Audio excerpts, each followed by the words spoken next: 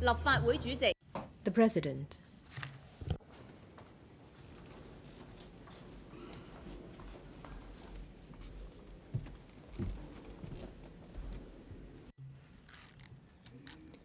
Members, please remain standing while the Chief Executive enters the chamber.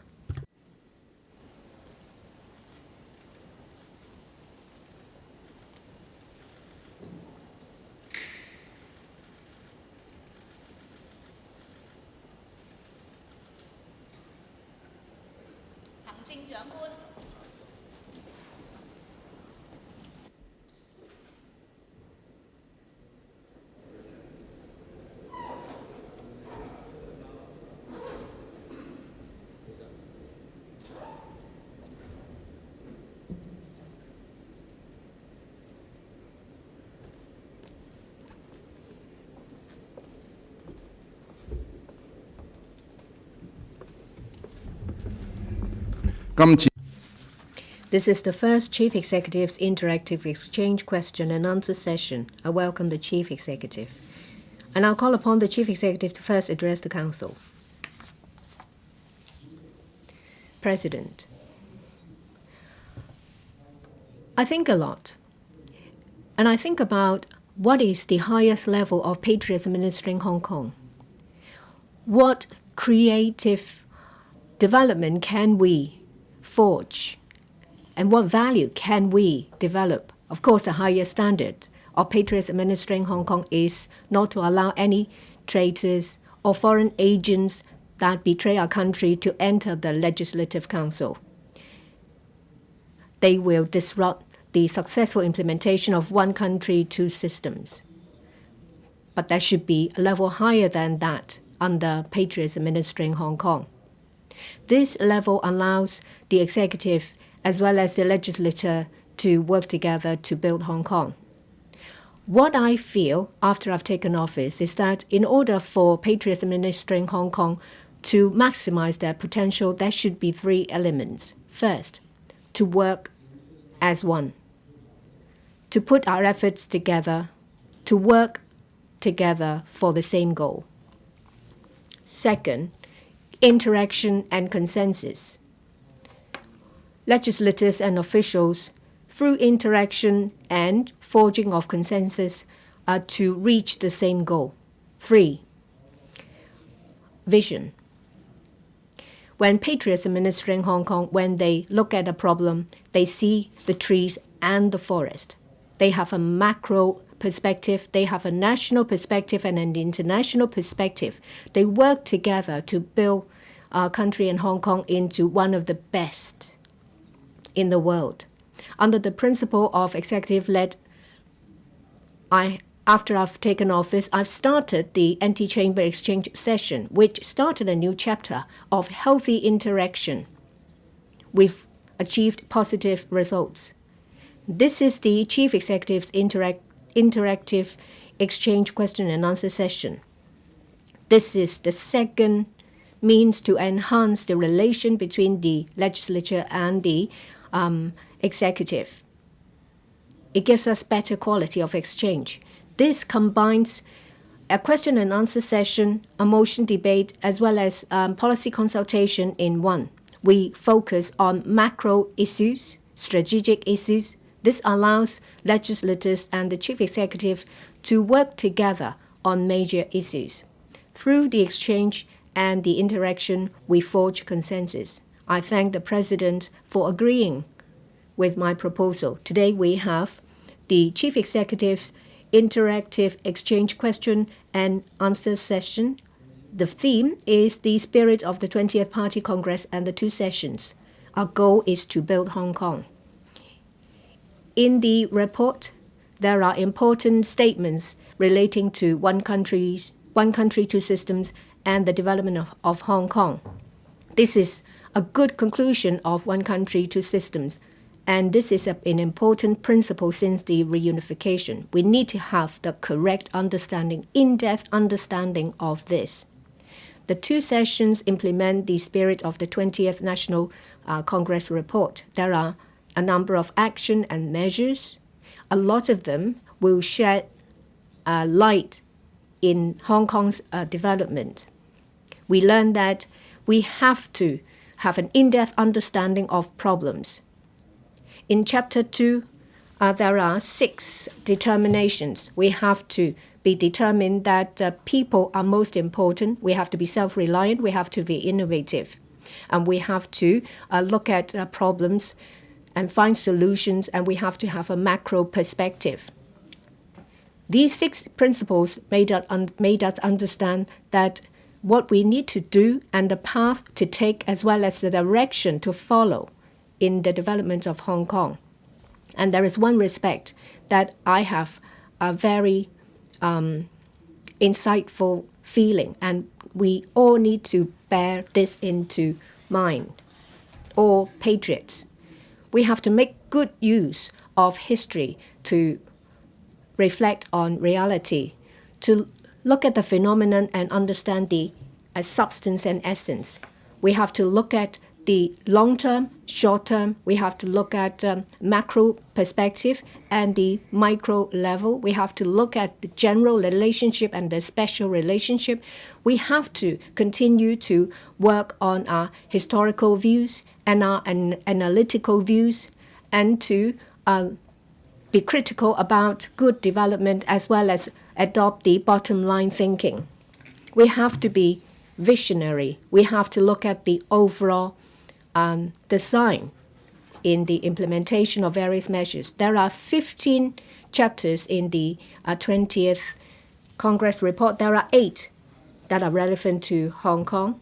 In order to have a systematic discussion of this session, I proposed to the President that we will divide 2 segments covering the 8 chapters.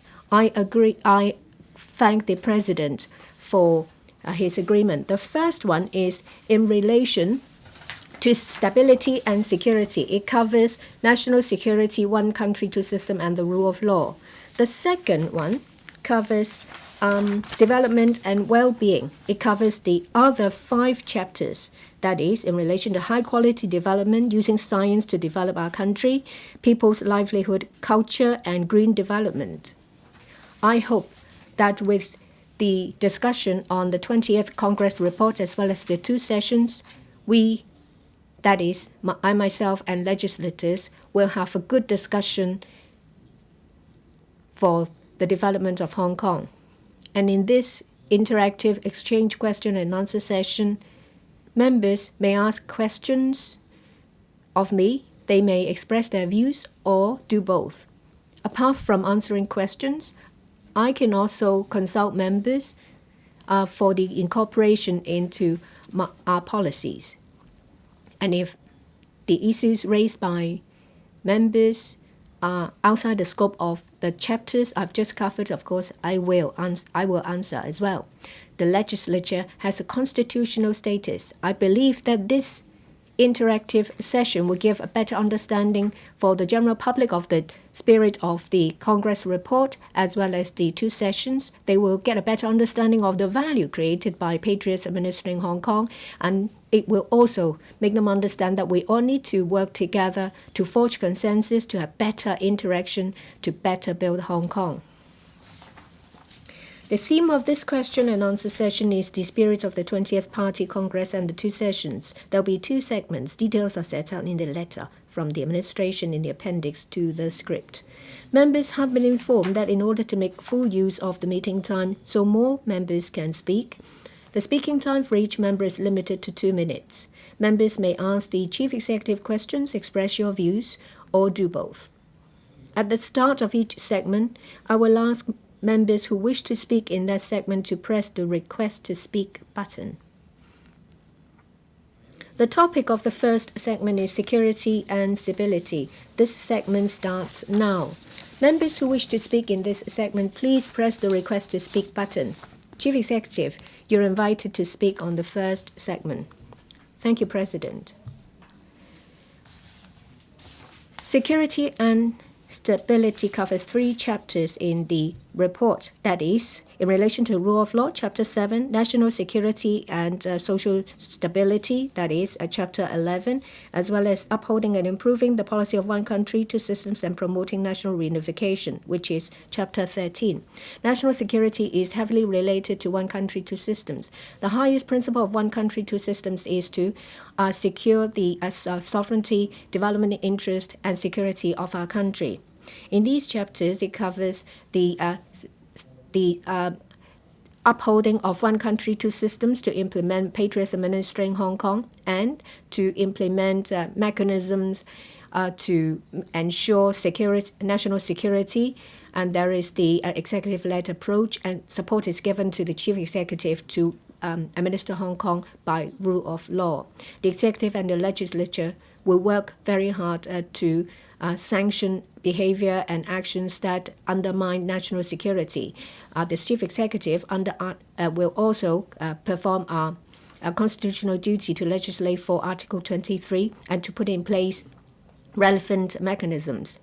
Well, U.S. politicians on a number of occasions make use of excuses to criticize Hong Kong SAR, and they have resorted to ugly accusations, and they put pressure on judges and try to interfere the adjudication of cases of judges. I seriously condemn them. Central authorities strongly support judicial officers to perform their duties in an impartial way.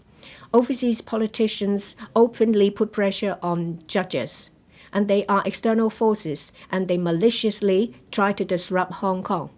People who betray the interest of Hong Kong and country are not allowed to enter our establishment. In the past, the District Council was used as a platform for Hong Kong independence, blackleg violence, as well as other disruptive behavior. These rampant actions show that the improvement of our district governance is necessary. In terms of rule of law, we attach a lot of importance to it, which is recognized by the world. We have well-renowned systems. There is independence of adjudication in our court. We have the common law system. We have good connection with the rest of the world. We are a bridge between our country and the rest of the world. We are renowned for our services in terms of mediation and arbitration. We built ourselves into a dispute resolution center. After 2019 blackleg violence and the Colour Revolution Hong Kong version, we have fought hard for our stability. Social values are very important to stability. President Xi, in an important speech on the 1st of July last year, mentioned that he would like everyone in Hong Kong to do their best to implement one country, two systems, and to promote the mainstream values of love for Hong Kong and for our country. And we need to be persevering, be understanding, inclusive, and enterprising so that we can work together for better lives. The government has done a lot of work in this regard, in covering youth services as well as education. However, with frequent interference from external forces into our affairs, and there are a lot of specious messages flying everywhere in Hong Kong. How can we better consolidate our position and to promote the value of loving Hong Kong and country, and a value that is aligned with one country, two systems? I will use the 3 chapters of the 20th report as a starter to trigger exchange with members, and I will listen to their views and I will answer questions. Dr. Teck Chi-Yuen. Thank you, Mr. President. Good morning, Chief Executive. Tomorrow, the Chang Chao Bun Festival and the Float Parade will take place. Well, usually there will be political satire of elements involved, but according to the spokesperson's comment, he find the red line rather vague, and that we need to be cautious. when we comment on political events. And recently, several dozen books have been pulled from the shelves of libraries, but the government did not explain why they've been withdrawn from the collection. The government has not explained the new criteria. And recently, a cartoonist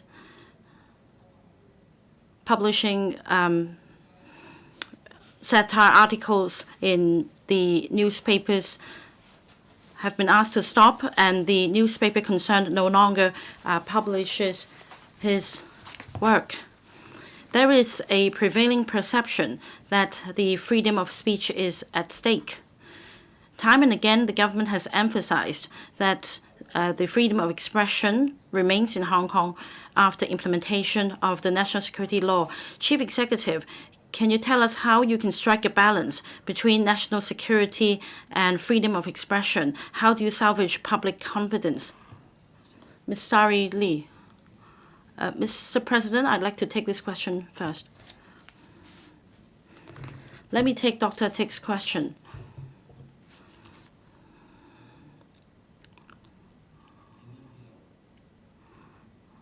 First, on freedom of expression and personal freedom, there are safeguards in the Basic Law. Since its promulgation in 1997, there has not been any change to the Basic Law. In fact, we are bound by 2 United Nations conventions, including the ICPCR and also another convention on economic development and the relevant rights. These 2 conventions continue to apply to Hong Kong. So freedom of expression is protected. Now, if you take a careful look at the basic of the Hong Kong National Security Law,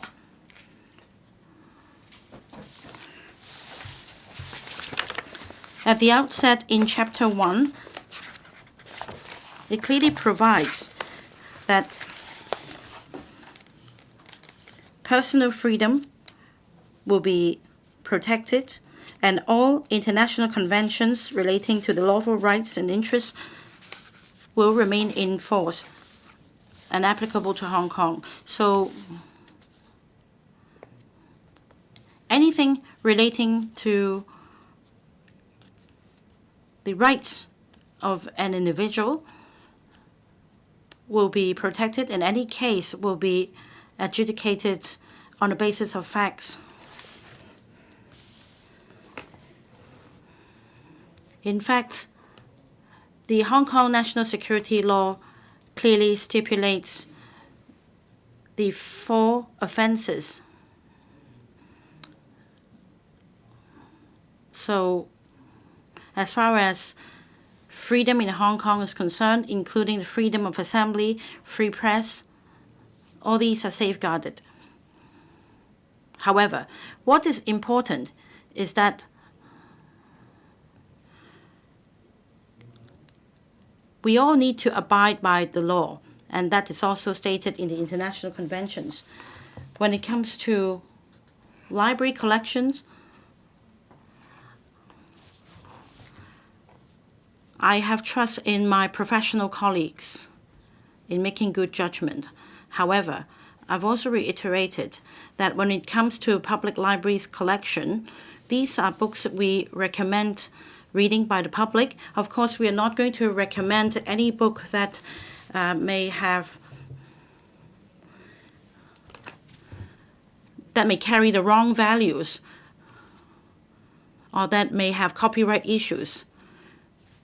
Of course, it's up to an individual to decide whether to read these books. But as far as promoting the reading of such books by the government, I think the government is responsible for deciding on the values of books to be recommended. Ms. Starry Lee, I thank you, Chief Executive, for sharing your thoughts on Patriots administering Hong Kong. I'd like to share my views with you. I think the fundamental principle of Patriots administering Hong Kong is to safeguard the nation's sovereignty, development interests, and security. Only when these matters are fully safeguarded can the social development take place at a steady pace. So we need to enhance people's awareness of national security, the sovereignty, as well as the security and development interests, as well as President Xi's thoughts on state governance. I understand that through different channels, the government is promoting these thoughts to the public, and through these activities, you can enhance the public's awareness of the objective of the great rejuvenation of the Chinese nation. I think that these activities can help build a closer tie with the public. Under the principle of Patriots administering Hong Kong, the executive and the legislature do have a stronger role to play. And I think we can all be ambassadors. We can reach out to different communities and schools to promote the value of loving the country and Hong Kong. And it is important to tell good stories. I think in recent months, the Chief Executive and his team have been doing their best in telling good stories of Hong Kong to the world and enhancing the growth impetus. I do hope that there will be a closer cooperation between the legislature and the executive. Externally, we can tell good stories of Hong Kong, and internally, we can tell good stories of our country as well as one country, two systems. I look forward to more such interactive sessions. Mr. Chan Yong. Thank you, Mr. President. Thank you, Chief Executive. The report to the 20th National Congress provides an outline for us to fulfill the second centenary goal of the country. It provides policy directions. As for the two sessions, it provides an action agenda to improve governance. And Chief Executive, you have laid down KPIs in your policy address on the actual implementation of the policies. I think we need to uphold the mainstream values. In the past, we didn't do so. We were subject to external forces, and that sparked the 2019 black-clad violence. Hong Kong was in the doldrums, but now we have restored order from chaos. The DAB and the anti-association advocates the following. For example, in kindergartens, primary, secondary schools, more should be done to promote Chinese history, as well as the Communist Party of China's history, as well as the history of our country's development for the sake of building a better future for Hong Kong. So we should set up museums to promote the history of Hong Kong's development, the development of the Communist Party of China, so that we can eradicate the ill elements causing disturbances in Hong Kong, so that we can uphold the mainstream values, so that we can join the country's development and contribute to its cause. Mr. Sunny Tan.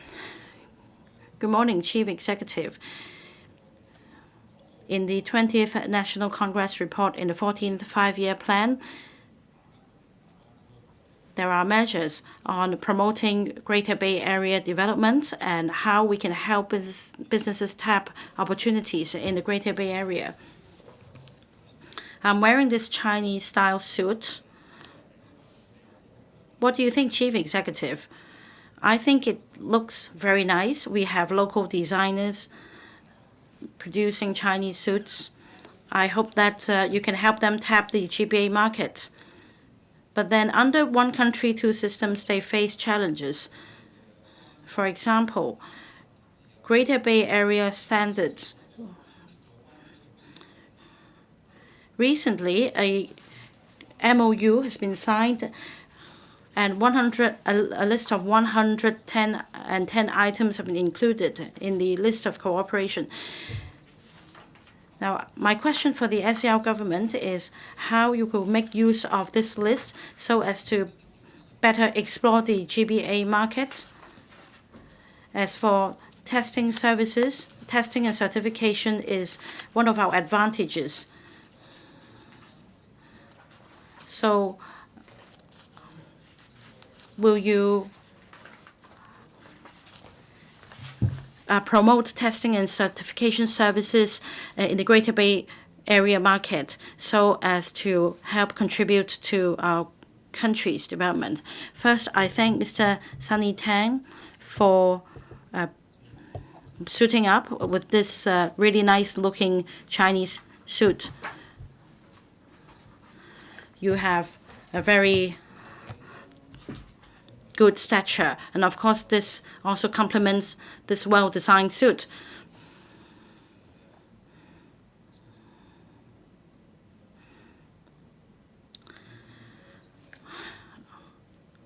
Well, I know that many students also design fashion and clothing in the Vocational Training Council. If we're able to put on one of their suits designed by them, will help promote their work. But I think Mr. Michael Wong, our Deputy Financial Secretary, perhaps is the only one with such a tall build as Mr. Sunny Tan, so he will look good too. Now, Mr. Tan mentions Greater Bay Area development and integration into the country. We all want to come up with a standard that is agreed by all cities in the area. There are different products involved, such as food, electrical appliances. So I think it is important to set standards. At the moment, each place has its own requirements and standards. So I think the memorandum can help us better understand these requirements, and this will help facilitate the flow of goods within the area. I also thank Mr. Sunny Tang for mentioning our advantage in testing and certification. In fact, for the GBA cities, they all enjoy respective advantages. What we need to do is to avoid competition, but to complement each other with our respective advantages, so that we can make a joint effort and speed up development. I agree that we should contribute the advantages we have, such as testing and certification, as you mentioned. Well, I understand there is a research center on GBA standards, and I believe they will follow up on this issue.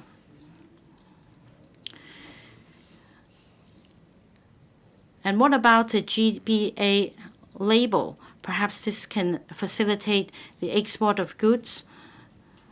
I thank you for your comments, and I welcome more comments from you, Mr. Chan. Mr. Chan Kim-po. It was, well, we've seen a lot of political chaos. But the problem is that, our core value has been systematically destroyed. Our parent generations had a very strong feeling towards Hong Kong and their hometown. Whenever there were trouble, they would do their best to help. Well, back in those days, the education level was low, but they had a spirit to help one another. There was a sense of mutual aid. But after reunification, we see our values have been distorted. Hong Kong people have been lost. We need to make use of education to culture right values and to put it back on track. Education, especially national education and patriotism, has to start young. We can make use of exchanges, visits to establish a sense of identification, sense of pride towards our country and our culture, and a sense of responsibility towards Hong Kong. Different quarters in society have the duty to create the right atmosphere of right values. Different institutions and bodies may make use of different means to help Hong Kong people become inclusive, understanding, persevering, and enterprising. And I'm sure that with all these efforts, we will be able to become someone who love our country and love Hong Kong. Chief Executive. Well, I have some points to make, and more than one member talked about promoting the main value of love your country in Hong Kong that aligns with one country, two systems. Just now, Mr. Chen covered it as well. And Mr. Chan Kin Po just talked about the importance of knowing your country. I fully identify with that. We have to have the right sense of understanding of our country, to understand our country's policy, culture, history. It's very important. That's why I am grateful to the President for allowing me to set the theme of this session as spirit of the 20th Congress report and the two sessions so that we can all talk about it. But I have something to ask. I need the enlightenment of Mr. Chan Kin Po. Well, we want to make use of this mainstream value so that we become inclusive and understanding, persevering, and enterprising.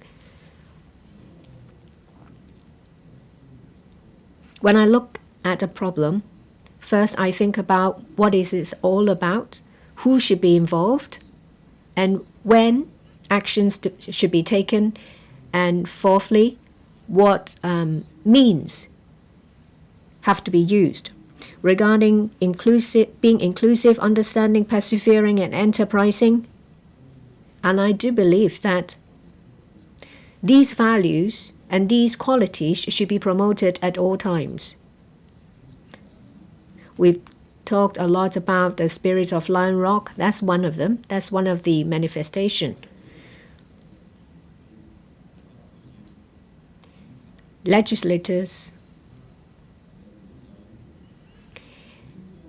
and influential characters in a society, what should they do to make their contribution to forge these mainstream values? Mr. Chan Kin Po, I thank the Chief Executive for his response.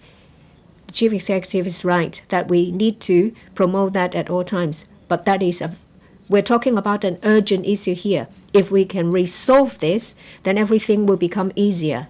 And I'm sure that we all have our own ideas as to how to go about it. For me personally, the most important thing is to reach into their hearts so that they will fully understand and accept it. I always think that our country has taken excellent care of us, but we create a lot of problems for our country, especially in the past decade or so. Every time we encounter problems, our country has fully supported us. Say, for example, Dongjiang River supply. And work has been done a lot. And in recent days, we have resolved the political chaos. We now have stability. Without stability, Hong Kong will sink. There won't be any businesses here. Regarding development of railway projects and other national developments, well, I've heard over the years that Guangdong province has been paying about 200, 300 billion dollars in tax, but we have not done anything. We have not made any such contributions. If Hong Kong people know more about the care that our country has shown us, care that only your family member can give you, instead of listening to what other people say, then they will fully understand that our country loves us and we will reciprocate. Well, lots of people don't even know that they are Chinese. And I think if we do it right, we will be able to achieve a greater result. And I will. I think with your help and with everyone's help, we will be able to achieve the result. Mr. Tang Fei, thank you. I thank the Chief Executive for arranging this session so that we have the opportunity to share our views with you on the 20th Congress report and the 2 sessions. In the report, it talked about building a country and capabilities. Of course, national security has been mentioned in previous report, but it was only in the 20th report that national security becomes its own chapter. That is chapter 11.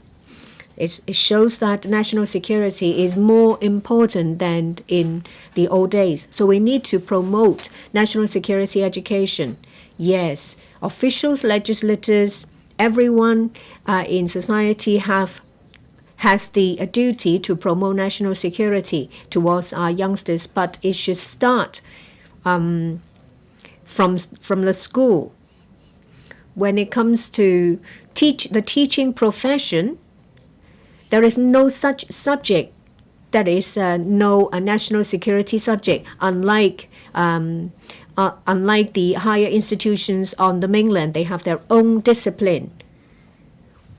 Without a dedicated discipline and without dedicated training, I'm afraid that our teachers won't be able to reach the level they should reach when it comes to teaching national education. So regarding the rule of law and national security, rule of law education, national security, would there be more professional training covering these 2 areas? Chief Executive, first of all, I'd like to thank Mr. Tang. He talked about national security education. I think there are 2 levels, professional education and general education.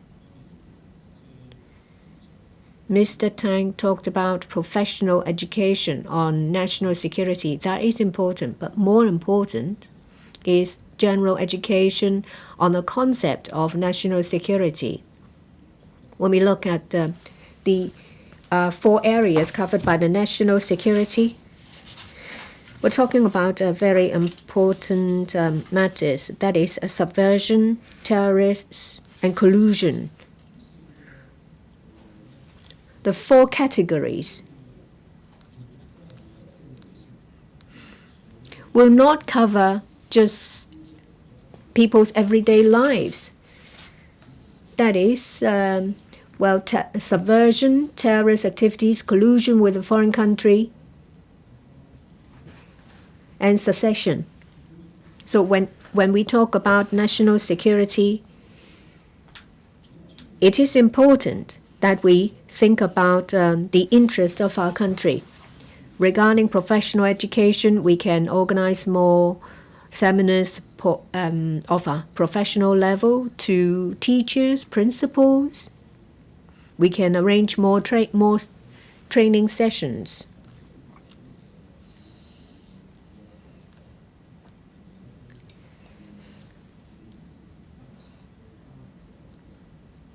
I'm aware that there are recognized institutions that are qualified to give out certificates on training courses regarding national security.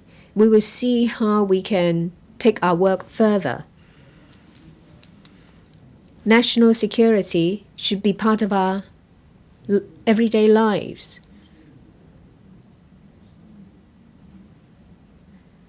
It's not something that we have to keep talking about.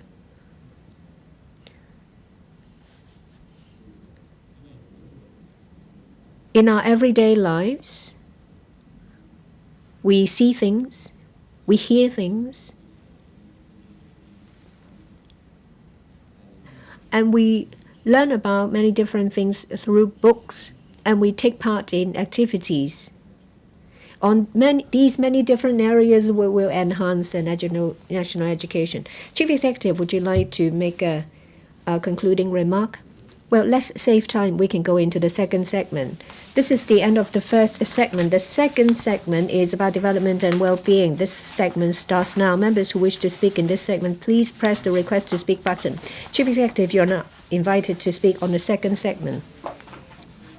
There are 5 chapters in the 20th Congress report covering development and well-being, namely, accelerating the creation of a new development pattern and pursuing high-quality development. That is Chapter 4. Invigorating China through science and education and developing a strong workforce for the modernization drive. That is Chapter 5. Building cultural confidence and strength in securing new success in the socialist culture. That is Chapter 8. Improving the people's well-being and raising quality of life. Chapter 9. And pursuing green development and promoting harmony between humanity and nature, Chapter 10. In these chapters, we learn that our country will focus on high-quality development, and the focus will also be on dual circulation, domestic circulation, and international circulation. The advantage of Hong Kong being connected to the world is obvious. So while integrating international development, we need to strengthen our position as an international city. We have to give full play to our position as being supported by a country and well connected to the world. Well, education, manpower development, high quality development have been mentioned. And there is also talk about making use of science, technology, and manpower to boost the national development. We focus on INT development. We have promulgated the INT blueprint. We also have coordinated development with mainland cities. We focus on training our manpower. We attract talent from overseas. On education, we have very good higher education system. We are the only international city with 5 cities in the top 100 list. We have international quality professors and research teams. We have an advantage here. How can we make use of our advantage to develop Hong Kong into an regional hub for higher education? So when it comes to developing innovation, manpower, can we do more towards our country? In Chapter 8, it talks about strengthening our cultural confidence and expanding our influence and to promote Chinese culture to the rest of the world. Hong Kong is an East meets West international cultural exchange center. We are connected with the world. We can showcase the culture of China to the world. We can also forge connections on cultural institutions between different countries and our country. When it comes to green development, we have launched the Climate Action Plan 2050. We have set the goals to reach carbon neutrality by 2050. That is a zero emission, green transportation, green zero waste, and zero emission power generation. We will develop Hong Kong into a green finance center. And it's also mentioned in the report that people's well-being and quality of life should be enhanced under Chapter 9. Our development goal is to give better life to Hong Kong people so that they have better jobs. They receive a better social benefits. We have launched targeted measures on different areas, say housing. We have enhanced our efficiency, quality, and capacity to increase supply. In March, there was the first allocation of funding of light public housing. It gives hope to those who are in need. And the integrated waiting time for PRH will be reduced from 6 years to 4.5 years. In order to resolve the bottleneck problem for land supply, we have launched a number of infrastructural projects, that is Karicha Artificial Island, Northern Metropolis. We need to resolve the problems of inadequate housing supply and limited space per capita. In the 1st of July's important speech by President Xi, he said that we need to make good use of the relations between the market and the government. We need to combine a capable government with an efficient market. So what are the options available to us in terms of financing and public-private partnerships so that we can alleviate the burden on the public coffers and to better combine a capable government with an efficient market? The chapters in the report give us guiding directions. I'm sure that this will give us a lot of thoughts in our exchange session. I will listen to views and I will answer questions. Mr. Kenneth Leung. Thank you, Mr. President. Chief Executive. Education, science and technology, they form the strategic basis for the country's development. This is also in the report to the 20th National Congress. I thank the Chief Executive for his concern. This is also an issue close to the heart of our young people. First, in relation to upgrading the post-secondary education in Hong Kong and bolstering our status as a regional higher education hub. Now, on post-secondary education, I hope more support can be provided to research at the tertiary institutions so that we can enhance the public's awareness of the R&D outcomes. Second, for non-local students, we need to provide incentives to attract them to not only study here, but work and make contributions here. Now, we visited the DJI when we visited the Greater Bay Area, and we learned about this case. If we're able to keep them in Hong Kong, we can better use our manpower resources. We also need to groom local talents. We need to help our secondary students prepare fully for university admission. With the DSE or new senior secondary structure, they spend 1 year less in the secondary level. So we need to make sure they're prepared. There should be better support for them to enjoy their time in the universities. Ms. Eunice Yung. The Second National Congress report provides guiding directions on enhancing governance. Now, Chief Executive asked how we can enhance a sense of happiness among our people. And of course, we're talking about day-to-day matters such as housing and food and transportation.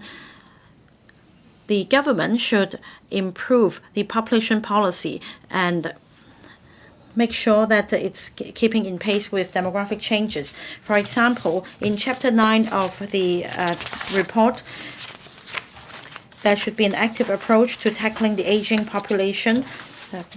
We should improve the population development strategy to boost birth rates and bring down the cost of pregnancy, childbirth. There should also be elderly care program services. We should also deepen healthcare reforms.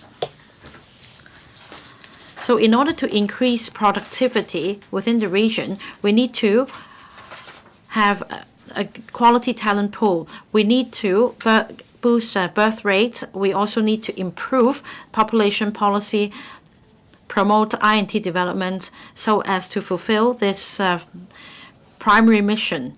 Chief Executive, together with Mr. Kenneth Leung, earlier we prepared a submission on population policy.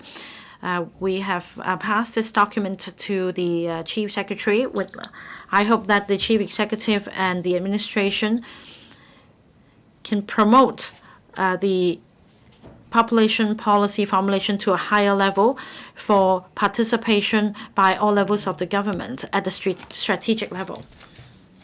Chief Executive. Thank you, Mr. President. Let me respond to the points raised by two members, in particular, the point raised by Ms. Eunice Yung on human resources and the population policy. I thank you for preparing this report. The Chief Secretary and myself will definitely study it carefully. But let me tell you what we intend to do at this point in time. We understand at present there are problems we need to deal with in the short term and the long term. We will work on the population policy in the long term. In fact, the government previously formulated population policies as well. And from studies, we first understand the manpower needs and the manpower situation in Hong Kong. The manpower projection will serve good purpose in the long term. However, in the short term, it is equally important to address the manpower needs. I've heard various comments on the manpower shortage in Hong Kong. We also need to attach importance to protecting jobs for locals. We have 7 million population in Hong Kong. They all deserve to have a share of Hong Kong's economic success. So when we conduct any study on manpower projection and population policy, we need to accord priority to local employment. In fact, in last year's policy address, I admitted that 140,000 people left the workforce for various reasons. And that is why we have come up with different talent admission schemes with a view to trawl for talents.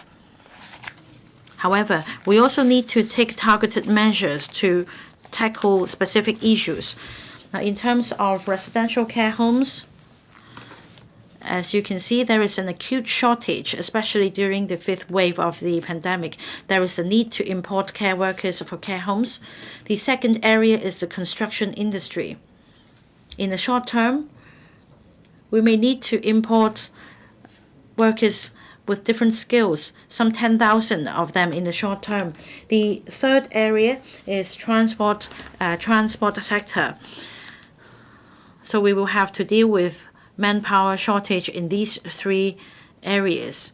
And I'm sure that very soon the government will announce the relevant measures and will also be reporting to the council.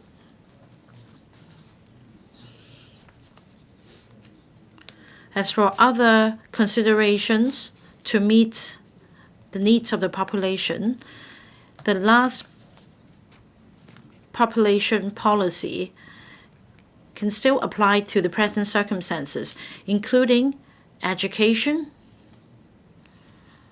and policies to boost birth rate, along with, say, tax breaks. We have also made reference to examples abroad.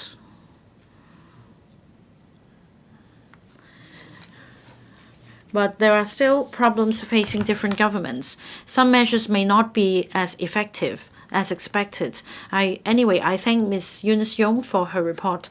Mr. Stephen Ho, I fully agree with what Ms. Eunice Yung said.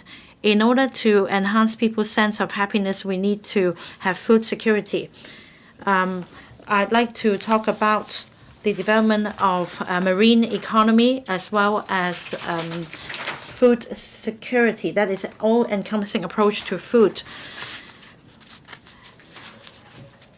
We need to secure food supply, and we also need to ensure the effective supply, adequate supply of vegetable meats, fruits. All these are essential to the all-encompassing approach to food in the new era. And there are also three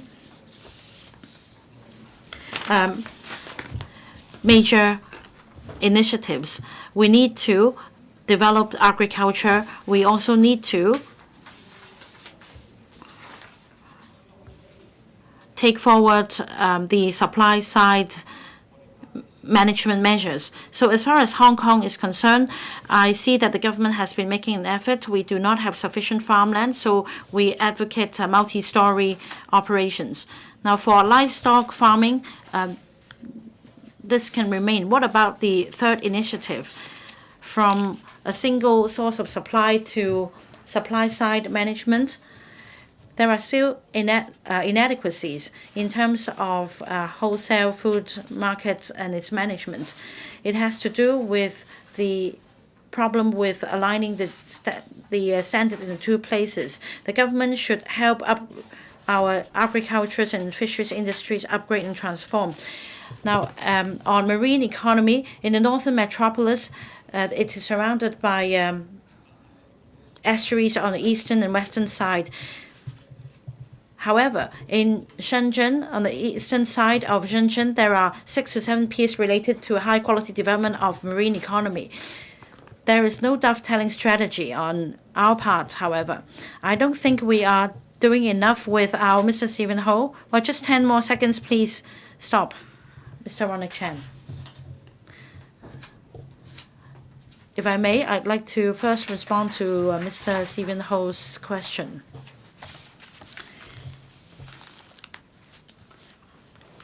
Well, I think that what you said is, of course, important. Food supply, food security. The SAR government had this experience during the 5th wave of the epidemic. After I assumed office, I also had some thoughts in relation to the holistic approach to national security. For example, in terms of the quantity and the source of food supply internally, we conducted an analysis. I'd say that the most of our food is imported from the mainland. So when it comes to food security, we need to better integrate into our country's system.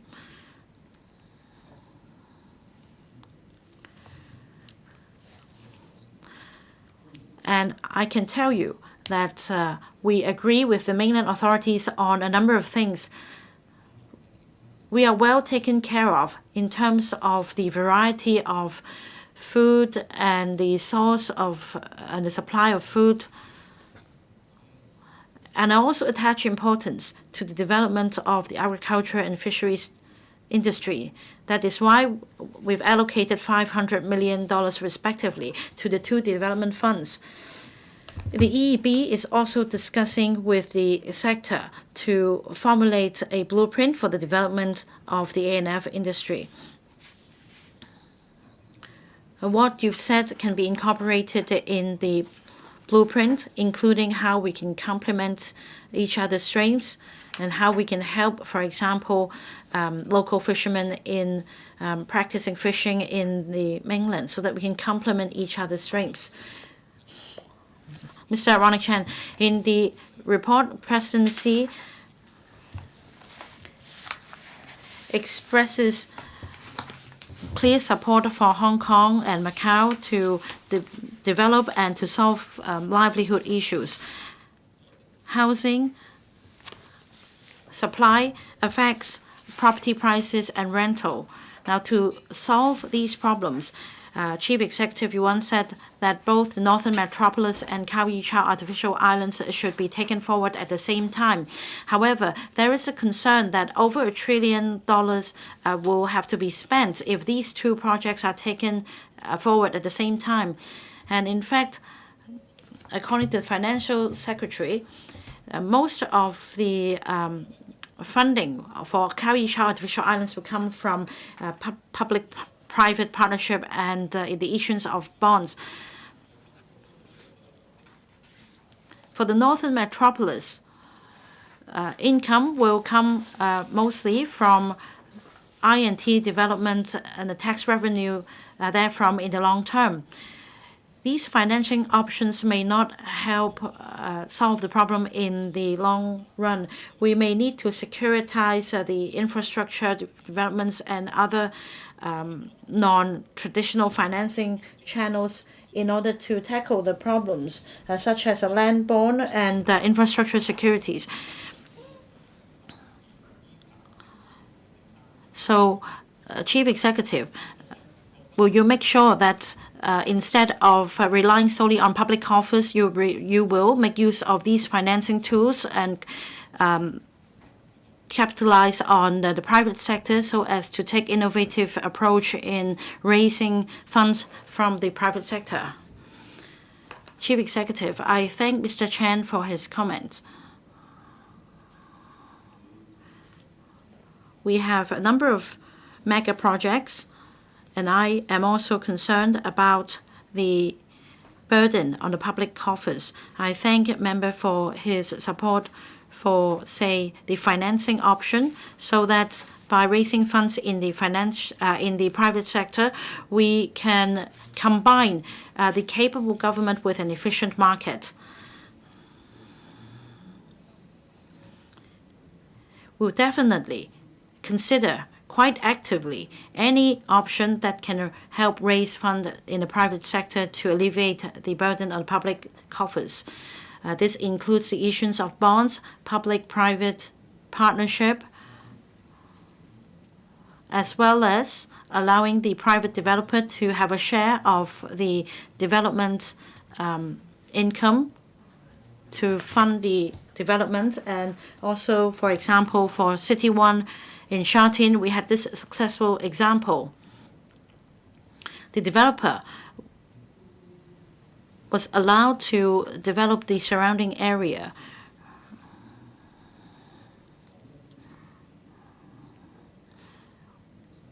In our effort to attract enterprises to set a presence in Hong Kong, some top-notch enterprises ask whether it is possible to allow them to take forward development so as to speed up development as a whole. Now, securitization, as mentioned by Mr. Chen, is one possible option. Now, I'd like to seek Mr. Chen's views on two matters.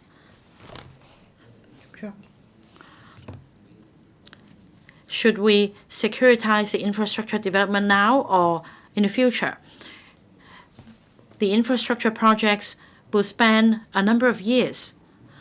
So after securitizing and issuing bonds in the first round, what should our consideration be for the next round? For Kao Yi Chao artificial islands,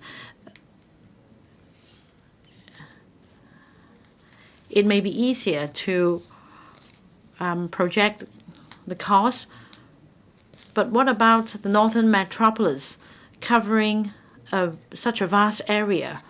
How do we gauge the market response? Should we consider the different highlights of development in the area in our funding options, such as the I&T development? Say we have the logistics center within the northern metropolis, and I also like to have members' views on the financing aspect. I think it's the test of my financial knowledge, Chief Executive. First, securitization.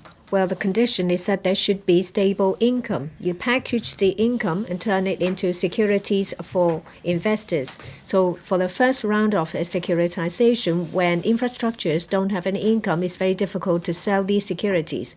My just suggestion is that for the first round of securitization, you need to pick those with the stable income, say, for example, tunnels or shares of MTRC, because every year they receive dividends. In the future, when projects generate stable income, say, for example, in 10, 15 years, the first batch of securities have matured. that has matured, and then these later projects now receive income, then you can issue securities for these. Say, for example, there will be railway projects in a northern metropolis, but currently there is no railway line and no income. But for the Western Rail, when income stabilizes, then I'm sure that you can make use of these projects to generate cash. I do agree that there are many different development items in the northern metropolis. Say there is a INT park. It will take a very long time for income to materialize. That's why I suggest a land bond. In this way, we say for acquisition of ancestral homeland or new land in the new territories, it may not be effective, but in Brazil, South Korea, and Ireland, they issue land bond to acquire land. And the bondholders can buy government properties or to auction and to tender for land or other means. These are many different options. The government can use many different options to finance, and I'm sure that the majority of the funding will be in place. Professor Lau Chi-Pang. Thank you. Good morning, Chief Executive. We need to inject impetus into our future development. We need manpower. We are the only city with universities in top 100 list. We have the condition to become a regional hub for higher education.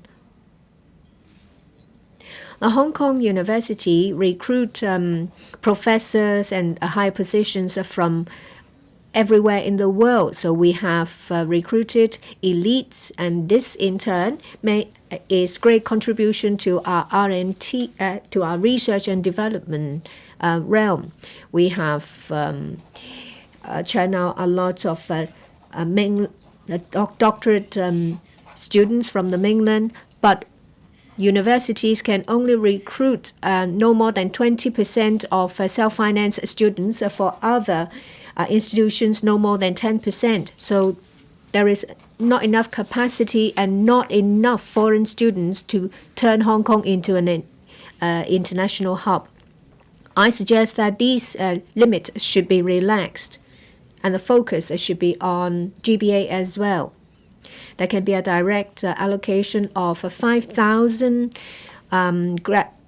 undergraduate positions for GBA so that we can enhance our position as a higher education institute in the GBA. Chief Executive, I thank the professor for his views. I would like to ask you something. We have been very careful in the handling of undergraduate places in Hong Kong. When it comes to developing Hong Kong into a regional hub for higher education, there is an implication on our finances, and this is something that we need to consider. The financial secretary is here. He will be all ears, and he will be particularly attentive regarding our finances and the factors to be taken into consideration. Are there any ways to allow us to take in more non-Hong Kong students while maintaining our financial soundness?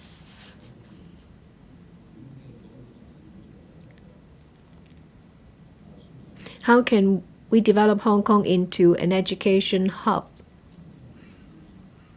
Do we need to consider developing certain industries?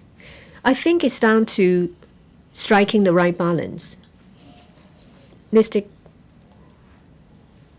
Professor Lau. In Hong Kong, we have government-subsidized universities and self-financed institutions. The system has been running well, and a lot of people here, including myself, have studied overseas. We have to pay non-local fees.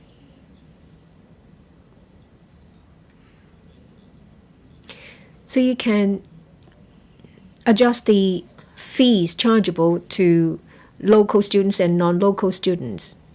We need to draw reference from the education systems in the US, UK, and Australia and New Zealand. We need to promote our education system overseas. Well, perhaps local students will not be happy to hear what I say, but there are about 35% of dormitory places for non-local students.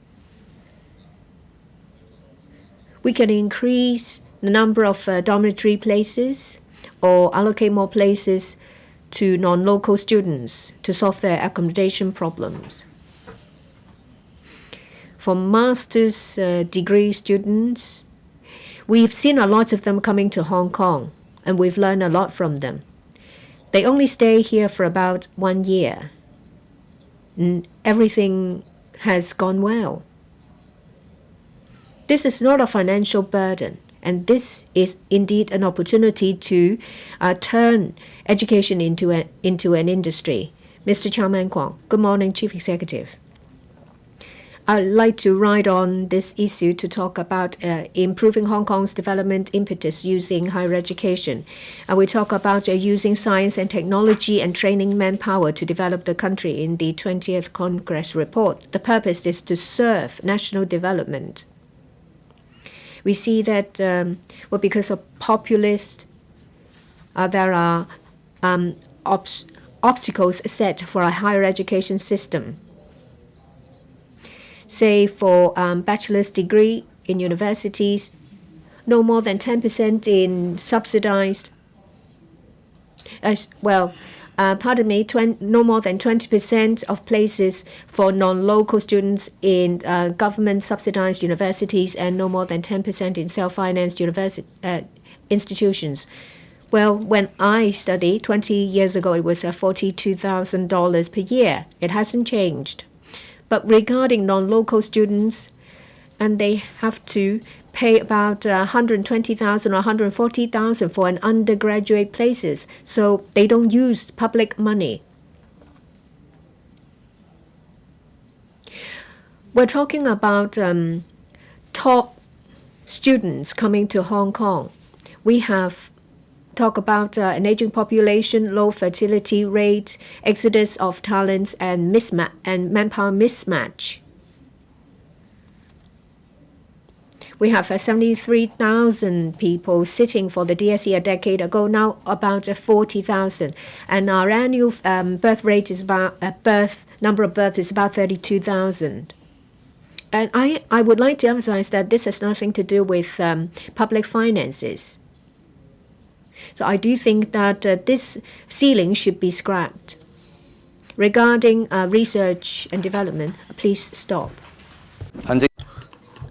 Mr. Bill Tang, Chief Executive, I'm familiar with the report to the 20th National Congress. I give talks in schools. You talked about taking a problem-oriented approach, and it is very important. Now we need to deal with this problem, that is whether our youth have a sense of belonging. Second, housing. And third, just now Chief Executive asked Mr. Ronick Chan for his expert advice on financing infrastructure projects. We have 3 new development growth points, Kao Yi Artificial Islands, Northern Metropolis, and Chung Kwan Ok Area 137. Can we allocate a certain portion of housing for young people from 20 to 35 to join a housing scheme? They should make a monthly contribution of $4,000. The median household income in Hong Kong now stands at $20,000. So that's 20%, $4,000. In Singapore, employees are required to pay up to 20% into a fund for the purchase of property later. And this can help our young people by giving them hope, making use of the 4 development areas. So Northern Metropolis, Artificial Islands, Chung Kwan Ok Area 137. this also relates to the interests of our young people. So will the Chief Executive consider addressing the housing needs of young people so that they can stay and contribute to the development of Hong Kong, so that we abide by the principle of putting our people first? Chief Executive. Thank you, Mr. President. Thank you, Mr. Tang, for his suggestion. I will give it a thought. Any suggestion that can help cultivate a sense of belonging among the people will be considered.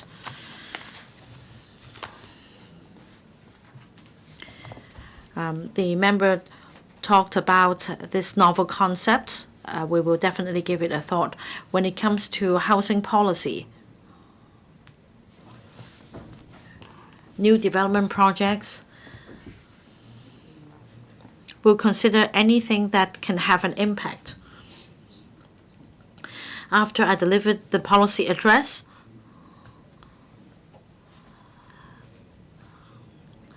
we have in fact increased housing production. In the previous 5-year period, and if we make this comparison, in the current 5-year period, we have increased housing production, and I'm grateful to my colleagues for compressing the construction timetable. We need to continue to make the best effort to catch up. In terms of housing policy, we also need to consider the implications of any suggestions. Anyway, I'll give it a thought. Mr. Lai Tong-Kwok. Thank you. Chief Executive, in the report to the 20th National Congress, there is a detailed description of how technology and science can support the country's development at a strategic level. In Hong Kong, we have universities with very good R&D capabilities. However, we have very weak capability in terms of commercializing R&D outcome. President Xi reminds us that in the course of building modern China, we must take concrete measures. So I support new industrialization policies to enhance the I&T ecosystem. We should make more effort in commercializing R&D outcome. In our recent visit to the Greater Bay Area, I learned about the extensive use of robots by one of the companies. This not only enhanced productivity, but also enhanced safety in the process. Now, there is a question mark as to whether we can put these robots to extensive use in Hong Kong as well. But this company is visionary. A few years ago, a joint research institute was set up with a university in Hong Kong. And last year, an agreement on technology transfer of these robots was signed. Of course, I'm happy to see that the R&D outcome is commercialized and put to use in Hong Kong. And in any event, I do hope that the government can combine these two capabilities so as not to give waste to our R&D capability. Chief Executive, I thank Mr. Lai for mentioning the use of technology and the use of robots in enhancing industrial safety. I fully agree with members since we both went on the same visit. After I came back, we reviewed the use of technology within the government. In fact, many government departments have been leveraging on technology, such as the DSD, in monitoring the network, and as well as other departments, such as the CEDD. So that's about harnessing technology within the government. The other highlight of our work is the Raise Plus One scheme. $10 billion have been set aside as announced in the policy address so as to promote the commercialization of R&D outcome. So we are working on the midstream of research and development. Once we enhance our capability, as we have already had in terms of R&D, we also have a good market in the mainland. All we need is to work on the midstream process. Now we have an assessment panel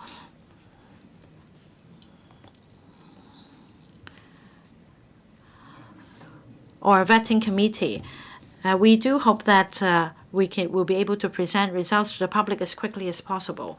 Anyway, I thank Mr. Lai, Dr. Kennedy Wong, Chief Executive. It is a delight for me to exchange ideas with you here. According to the report, we should expedite the development of a digital China. In the 2 sessions, there is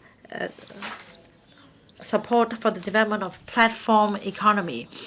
As I said in this council before, we should promote the development of e-commerce. This motion was carried. According to the latest statistics, in April, the sale of physical commodities online increased by 10%, accounting for 24.8% of the total sale.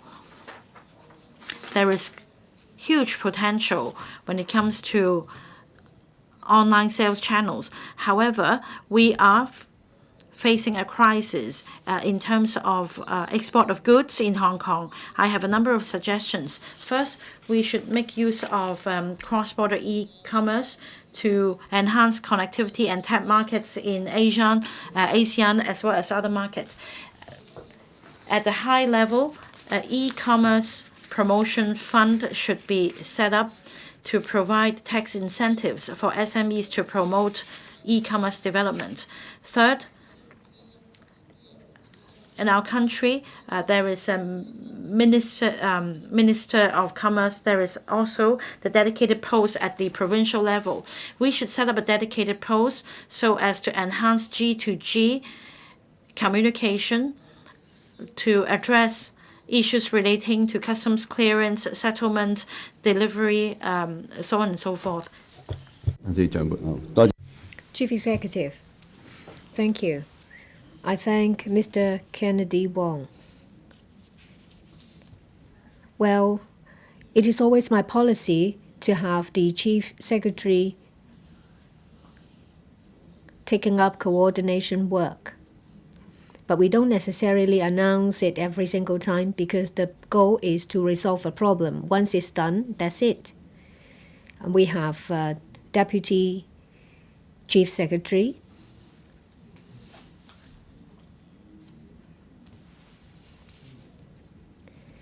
They play a very active coordination role in district governance. And for the other deputy, he's also in charge of coordination work of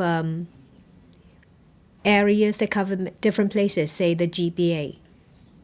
So if coordination is needed, the CS or the deputy CS will take up the duty.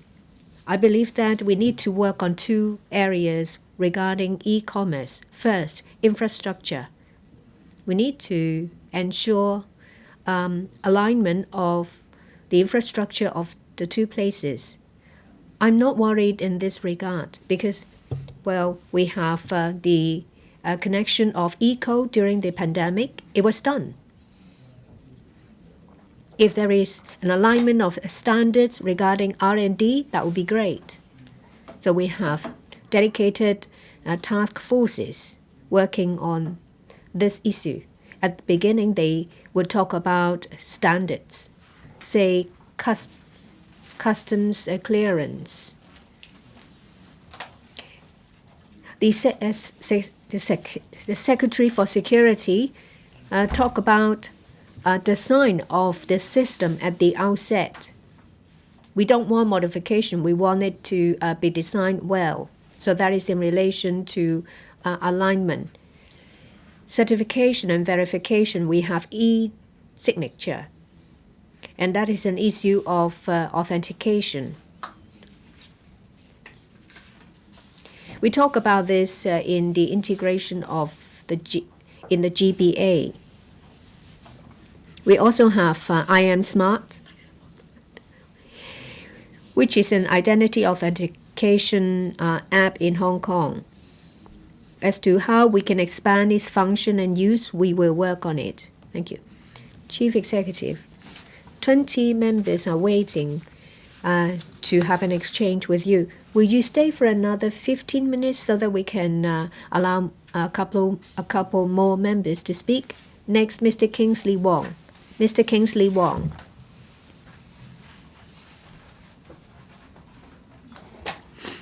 Thank you, President. I'm glad to have the opportunity to have an exchange session with the Chief Executive today. The Chief Executive talked about Khao Yi Chow and Northern Metropolis. I asked about options of financing to alleviate the burden on the public coffers and to enable better combination of the capable government and an efficient market. According to our estimate, for the two projects, they will cost over $1 trillion. Will you implement the various measures mentioned in the budget, that is, a bond issuance for infrastructure? And you also consider using bond as an investment option in MPF, because for MPF we have over $1 trillion. We receive over $80 billion in contribution a year. Well, when the government takes over the duty to make contributions for low-income earners, that means it's about over $100 billion in contribution. A lot of employees would like to see investment option under MPF on infrastructure projects. I'm sure that this will be quite attractive to new employees and existing employees. And this will also ensure steady flow of fund. At the same time, employees will be able to receive stable return from the MPF. This is a win-win situation. This resolves the funding problem of infrastructure. At the same time, employees will be able to receive steady return from a sound investment product. Chief Executive. Thank you, Mr. Wong. A number of members talked about using different financing options to alleviate our burden. I thank them for it. Of course, bond issuance is one option and is proved to be effective. But how do we go about it? There are many different factors.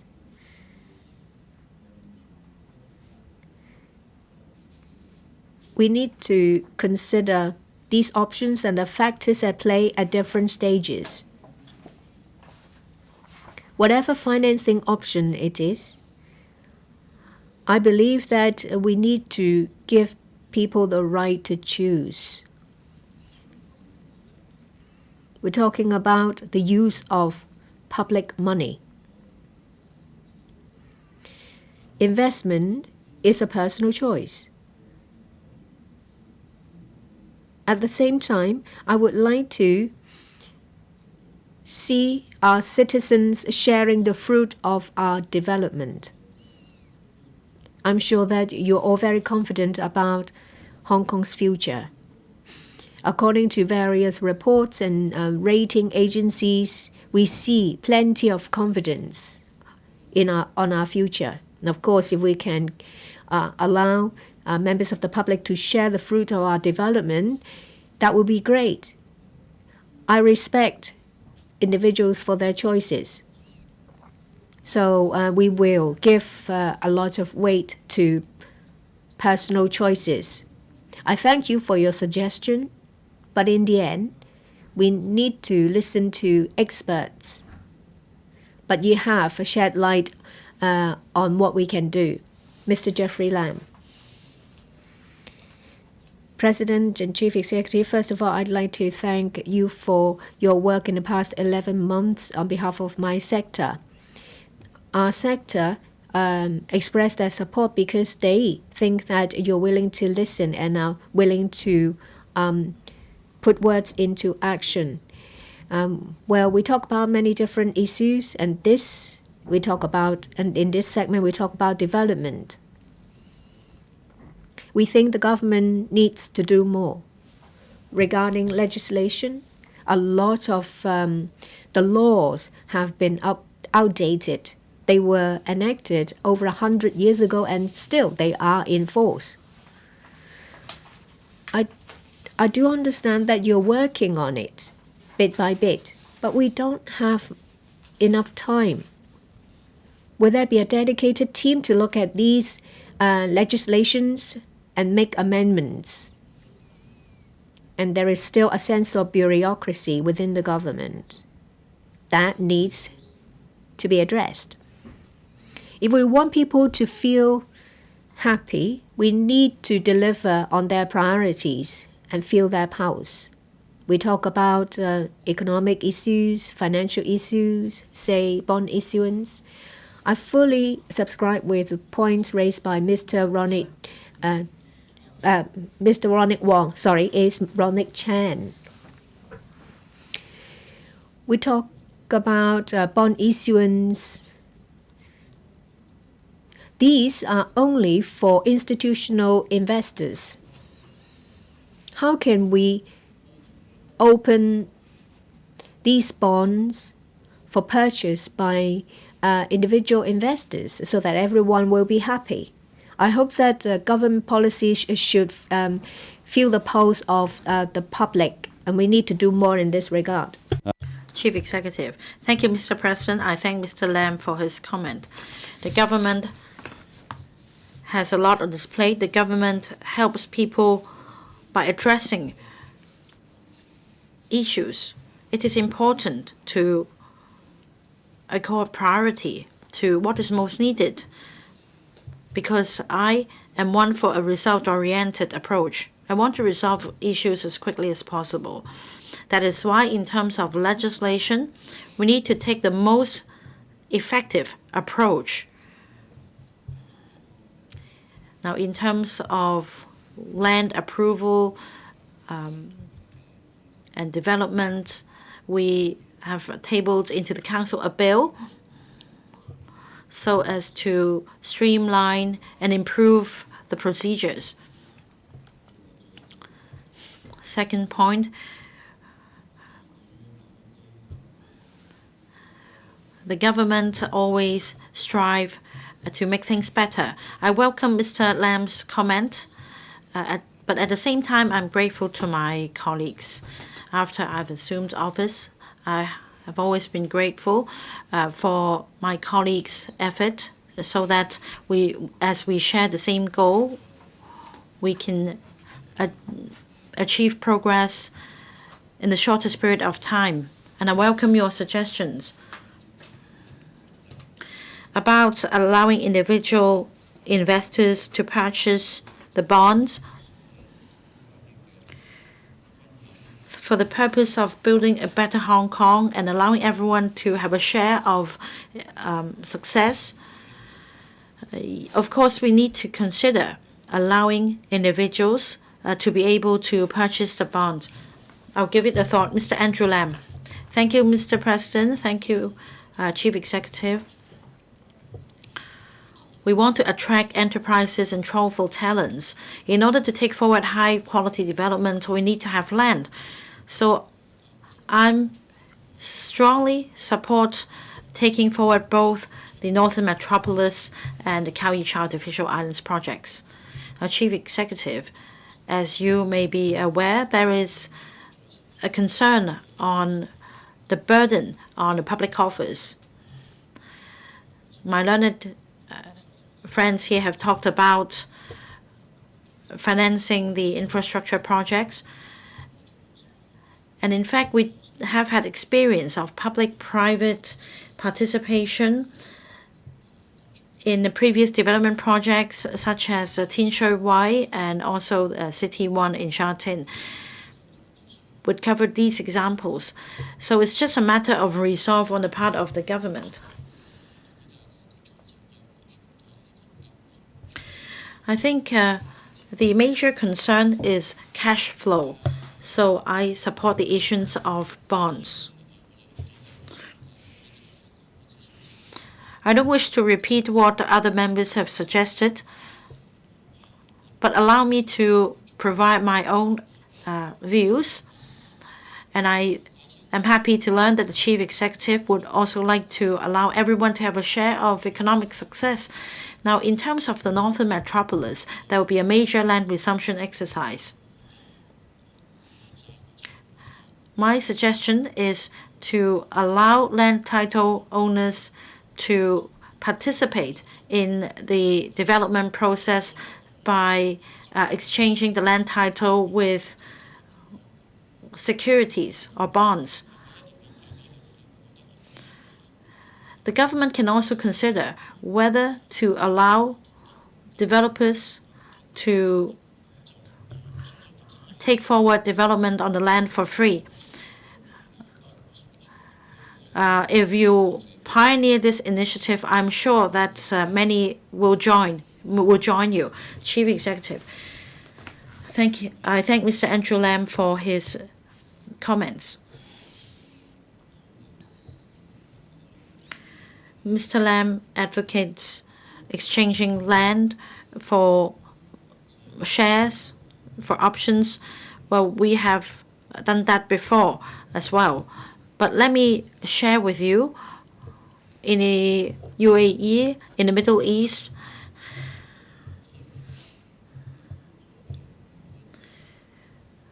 their government can set aside a whole area for a developer to develop the place into a mini region. The developer will have the authority to, say, make laws on tax and on other matters. So it comes in a package. When I came back, I pondered whether we could take the same approach. But then there are vast differences in terms of our legislative procedures. All I can say that I do keep an open mind when it comes to novel ideas, such as the integration with Shenzhen, so as to facilitate the flow of people, goods, data, capital. Of course, we need to comply with the laws on both sides. And I welcome any innovative suggestions from members. We're all contributing to the future of Hong Kong. Chief Executive, you may now deliver concluding remarks for today's session. Mr. President, I thank members for their comments, for their questions, and the interaction. This is the first interactive exchange Q&A session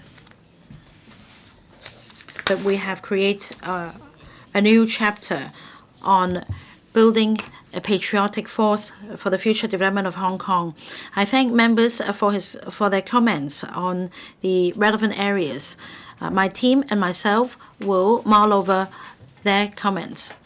As I said in the opening remarks, there are three elements when it comes to the principle of loving Hong Kong and the country.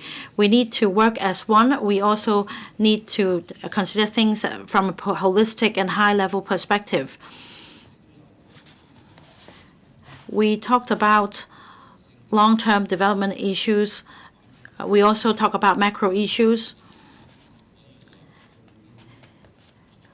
It shows that if the legislature and the executive make a joint effort, we can create a capable force for the development of Hong Kong. I'd like to reiterate the 3 major points. First, we need to have regard to the macro picture as well as all the issues therein. We need to consider the relationship between general and specific issues. We also need to consider the general phenomenon. In other words, we need to decide on the nature of the problem from the phenomenon concerned. We also need to enhance our capability in adopting a bottom-line thinking. I hope that all patriots will bear in mind these important principles so as to build a safe, stable society where people are happy so that we can achieve success. The Chief Executive's interactive exchange question and answer session is now concluded. The Chief Executive will now leave the chamber. Will members please stand up?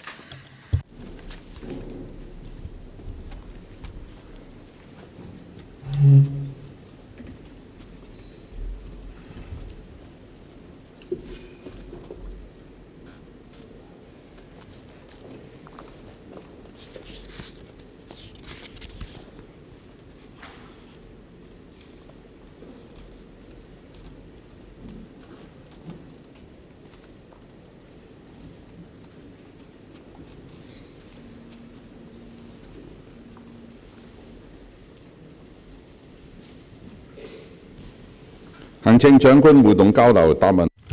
Executive's interactive exchange Q&A session now ends. We resume our regular meeting. Members' motion with no legislative effect. Mr. Kenneth Lau will move a motion on improving the transport networks of the new territories to cater for the development of the northern metropolis. 2 members will move amendments to the motion. This council will proceed to a joint debate on the motion and the amendments. Later, I'll first call upon Mr.